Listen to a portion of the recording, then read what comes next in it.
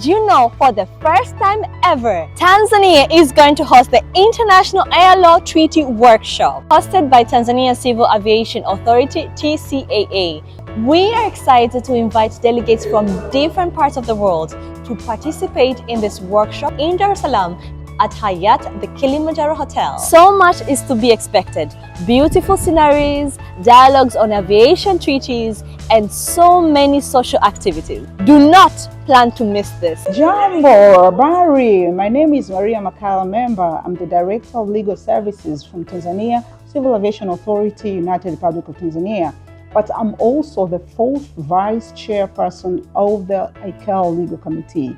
And I'm here today to inform and also talk about the upcoming Air Law Treaty Workshop, which is planned to be held here in Dar es Salaam, Tanzania. The main objective of this workshop is to share experience among the states on various challenges of which states are meeting when it comes to ratification of treaties and conventions, but also to build capacity among the member states.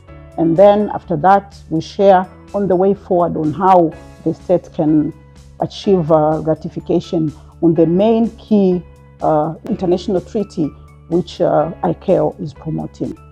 By hosting this workshop, Tanzania contributes to the universal ratification and implementation of ICAO treaties, strengthen legal capacity, building passengers' confidence, and advancing safe and efficient growth of international aviation. I'm here to welcome you all. Don't miss this opportunity. Karibu Tanzania, Karibu Dar es Salaam. To participate, register yourself on the ICAO website www.icao.int. Strengthening the rule of law in international civil aviation, addressing all challenges.